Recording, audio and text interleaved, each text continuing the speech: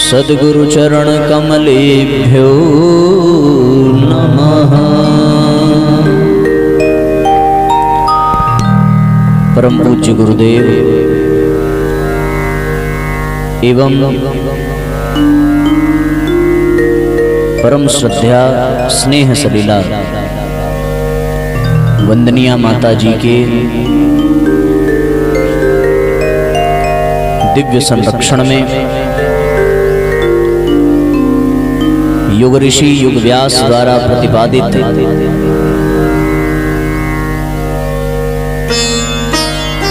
श्रीमद् पावन प्रज्ञा पुराण जैसे जीवन विद्या प्रदायिनी ग्रंथ के प्रत्यक्ष सानिध्य में व्यासपीठ के समक्ष उपस्थित शक्ति स्वरूपा माताओं बहनों, देवतुल्य आत्मीय बंधुओं, पंचदिवसीय श्रीमद् पावन प्रज्ञा पुराण कथा को विज्ञान के माध्यम से वर्तमान में एवं भविष्य में श्रवण करने वाले सभी सत्संग प्रेमी भाई बहन, आज हम सभी इस आयोजन के तृतीय सत्र में प्रवेश करने जा रहे हैं। आध्यात्मिक दृष्टि से तीन का बड़ा महत्व है। जिधर भी दृष्टि जाती है उधर तीन का ही पसारा हुआ संसार प्रतीत होता है। जिस प्रकृति में हमारी जीवन यात्रा चल रही है वो प्रकृति भी तीन गुणों से ही परिपूरित है, सतोगुण, रजोगुण, तमोगुण। इस ब्रह्मांड के निर्माणकर्ता, पोषणकर्ता और प्रलय काल में अनावश्यक उपकरणों का विनाश करने वाली भी तीन शक्तियां ही हैं, जिन्हें हम ब्रह्मा, विष्णु और महेश के नाम से जानते हैं। इन तीनों शक्तियों की तीन तीन आह्लादनी शक्ति हैं जो इस संसार से अज्ञान को, अभाव को एवं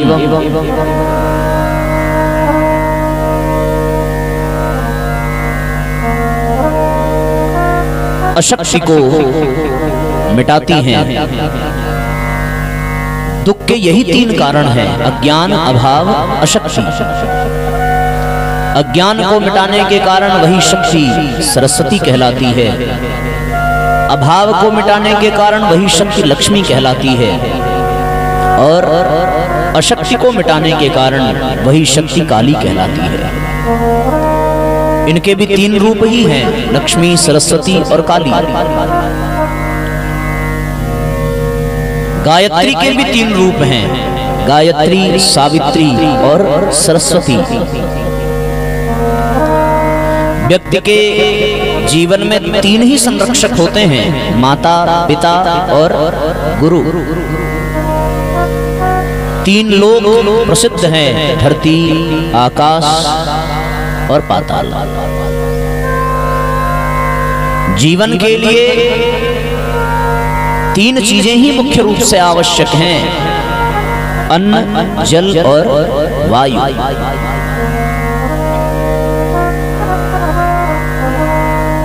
भगवान राम के भी तीन मुख्य गुरु हैं, वशिष्ठ, विश्वामित्र और अगस्त्य। भगवान कृष्ण के भी 3 गुरु हैं, गर्ग, सांदीपनी और दुर्वासा। भगवान दत्तात्रेय 3 मुख वाले हैं।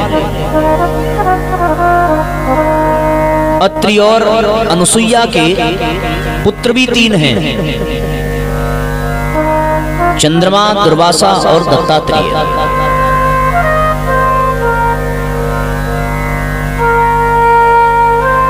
हम सब गहराई से चिंतन करें तो हमें ये प्रतीत होता है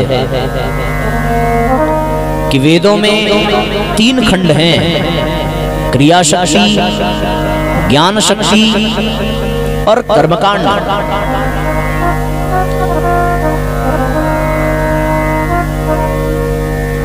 व्यक्ति का जीवन 3 शक्तियों से ही चलता है, क्रिया शक्ति, विचार शक्ति और भावना शक्ति।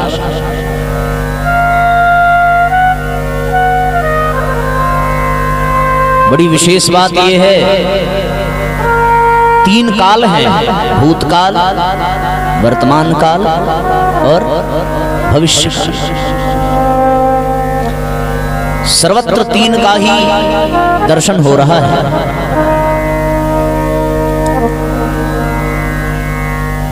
महाराज दशरथ की 3 रानियां हैं, कौशल्या, सुमित्रा और कैकेयी। रामायण में भी 3 मुख्य स्थानों का वर्णन है, अयोध्या,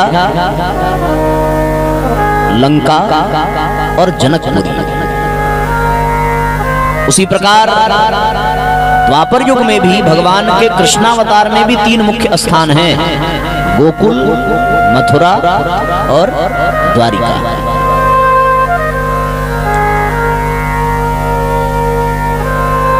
सुंदर संयोग है कि आज हम लोग तीसरे सत्र पर ही विराजमान हैं।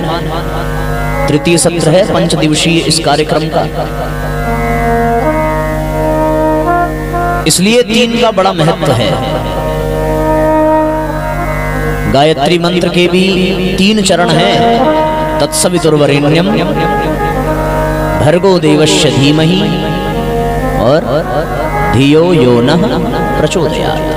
8 अक्षर के 3 चरण होने के नाते ही गायत्री को अनुष्टुप छंद, गायत्री छंद के रूप में हम सब जानते हैं। भगवान के अवतार का उद्देश्य परित्राणाय साधूनां विनाशाय च दुष्कृतां धर्म संस्थापनार्थाय, यही 3 मुख्य उद्देश्य हैं। उनके आने के 3 कारण, साधुओं के परित्राण का, धर्म की स्थापना का और विनाशाय च दुष्कृतां, दुष्टों के सर्वनाश का। यही 3 उद्देश्य लेकर के परमात्मा इस दुनिया में आते हैं। व्यक्ति का व्यक्तित्व भी 3 से ही मिलकर के बनता है, उसके कर्म से, उसके ज्ञान से और उसके भक्ति से। 3 योग हैं, ज्ञान योग, कर्म योग और भक्ति योग। 3 विभूतियां जीवन में प्रत्येक प्राणी को प्राप्त होती हैं। पहला शरीर बल, दूसरा मनोबल और तीसरा आत्मबल।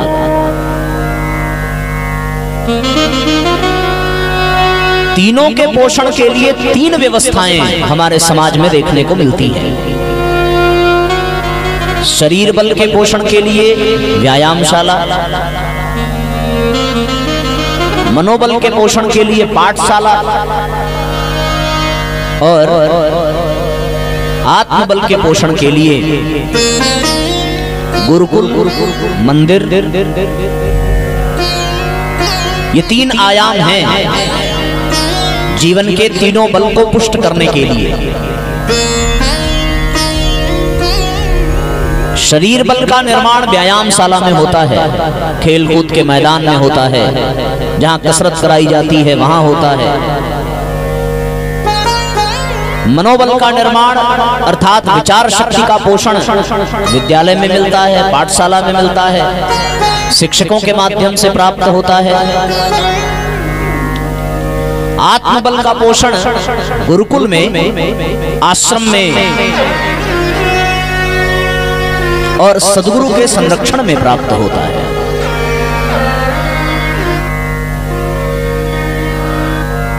बड़ा ही सुंदर संयोग है कि हमारे समाज में 3 प्रकार के दंड व्यवस्थाएं हैं। पहला, व्यक्ति के द्वारा किए गए अपराध का दंड उसे मिलता है प्रशासन के द्वारा, सरकार के द्वारा। यदि प्रशासन और सरकार से वो बचे तो दूसरा दंड करने का माध्यम है समाज दंड।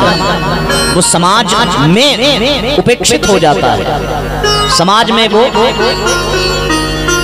पीड़ित और प्रताड़ित हो जाता है।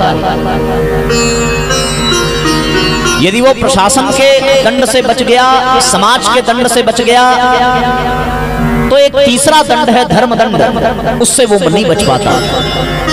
वो भगवान की लाठी उस पर चलती है, फिर वो अपने अपराध को भुगतता ही है। 3 प्रकार की दंड व्यवस्था है हमारे यहाँ। हमारी संस्कृति, हमारा धर्म भी 3 प्रकार से संजोया गया है। वो सत्यम भी है, वो शिवम भी है और वो सुंदरम भी है। समाज में दिशा देने का कार्य भी 3 लोग करते हैं। पहला, पत्रकार, वो अपनी लेखनी के माध्यम से करता है। दूसरा, कलाकार, वो अपने अभिनय के माध्यम से समाज को दिशा देता है। और तीसरा, कथाकार, जो अपने ज्ञान के माध्यम से समाज को दिशा देता है। पत्रकार का सत्यम होना आवश्यक है, कलाकार का सुंदरम होना आवश्यक है और कथाकार का शिवम होना आवश्यक है। पत्रकार यदि सत्य के मार्ग को छोड़ दे और किसी की चापलूसी, किसी की दलाली करने लगे तो फिर वो पत्रकार अपनी गरिमा को खो देता है। उसी प्रकार व्यासपीठ पर बैठा हुआ कोई कथाकार यदि शिवम के सिद्धांत को छोड़ दे, कल्याण के सिद्धांत को छोड़ दे, तो वो केवल मनोरंजन मात्र बनकर के रह जाता है। ठीक ऐसे ही यदि कोई कलाकार सुंदरम के सिद्धांत को छोड़ दे और वो धन कमाने के लिए, अपने और अधिक यश प्राप्ति के लिए सुंदरता परोसने की बजाय वो फूहड़ता परोसने लगे, अश्लीलता परोसने लगे, तो फिर समाज में नवयुवक नवयुवतियां कुमार्गामी हो जाते हैं, विषय भोग पढ़ने लगते हैं और समाज अश्लीलता की ओर, फूहड़ता की ओर, गंदगी की ओर बढ़ता चला जाता है। तो ये 3 मुख्य मार्गदर्शक हैं, पत्रकार, कलाकार और कथाकार। सब 3 का ही स्वरूप दिखाई पड़ता है। जितना मेरी समझ में आया उतना हमने बताया। यदि और अधिक कोई ज्ञानी हो, और अधिक कोई सुपात्र हो, और अधिक किसी का अध्ययन हो, और अधिक किसी की गुरु कृपा हो, और अधिक किसी का अनुभव हो, अभ्यास हो, तो हो सकता है इन 3 के बारे में वो और भी बहुत कुछ बता सकता है।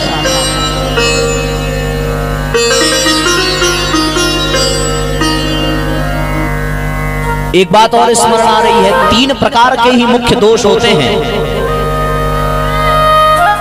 और वो मुख्य दोष कौन से हैं? काम, क्रोध और लोभ।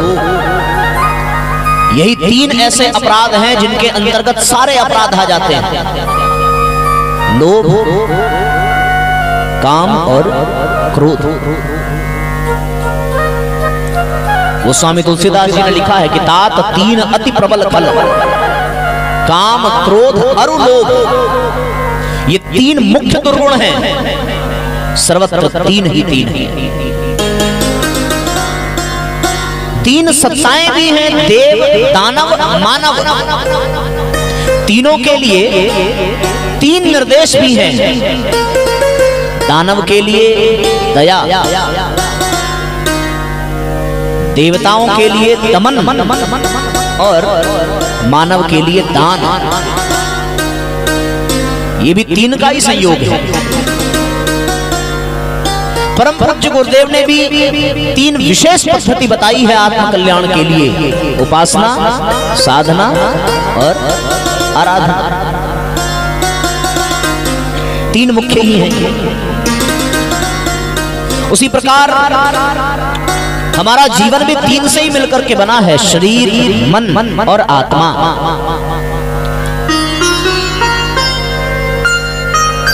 शरीर, मन और आत्मा। सर्वांगीण विकास करना है तो इन तीनों को ही पुष्ट करना पड़ेगा, इन तीनों को ही आगे बढ़ाना पड़ेगा, इन तीनों को ही मजबूत करना पड़ेगा।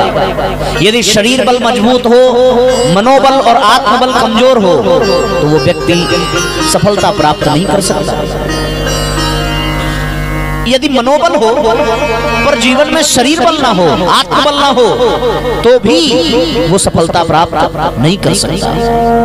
यदि शरीर बल हो, मनोबल हो पर उसमें आत्मबल का अभाव हो तो भी वो प्रगति नहीं कर सकता। इसलिए जीवन में तीनों का पुष्ट होना आवश्यक है, तीनों का स्वस्थ होना आवश्यक है। शरीर बल, मनोबल और आत्मबल। शरीर बल के पोषण के लिए कर्मयोग का विधान है, मनोबल के पोषण के लिए ज्ञान योग का विधान है और आत्मबल के पोषण के लिए भक्ति योग का विधान है। इसीलिए परम पूज्य गुरुदेव ने इन तीनों को पुष्ट करने के लिए भक्ति योग के रूप में उपासना की पद्धति प्रदान की, ज्ञान योग के रूप में साधना को बताया और कर्म योग के रूप में आराधना को बताया। ये संसार, ये ब्रह्मांड, यहाँ की गतिविधियां तीन सत्ताओं से मिलकर के चलती हैं। वो है जीव, जगत और जगदीश। जीव के कल्याण के लिए साधना आवश्यक है, जगत के कल्याण के लिए आराधना आवश्यक है और जगदीश को प्रसन्न करने के लिए उपासना आवश्यक है। जगदीश से प्राप्त करने के पश्चात ही जीव जगत को देता है, ये पद्धति है। जगदीश से प्राप्त करने के लिए उपासना चाहिए, प्राप्त सौभाग्य को, प्राप्त उपलब्धियों को सदुपयोग करने के लिए साधना चाहिए और जगत में उसका नियोजन करने के लिए आराधना चाहिए। जब ये तीनों जीवन में उतर जाए तब वो व्यक्ति नहीं रह जाता, फिर वो देवता बन जाता है, वो शक्ति बन जाता है। इसलिए प्रत्येक व्यक्ति को अपने जीवन के उद्धार के लिए इन तीनों शक्तियों को पुष्ट करने की आवश्यकता है। वो जगदीश को प्रसन्न भी करे, वो अपने भीतर की साधना को जगावे और वो जगत का उद्धार भी करे। उसके जीवन में ज्ञान योग के माध्यम से कर्म योग का ज्ञान हो और ज्ञान और कर्म के मिश्रण से भक्ति भाव की प्रधानता हो, तब वो उस परम तत्व को प्राप्त कर सकता है।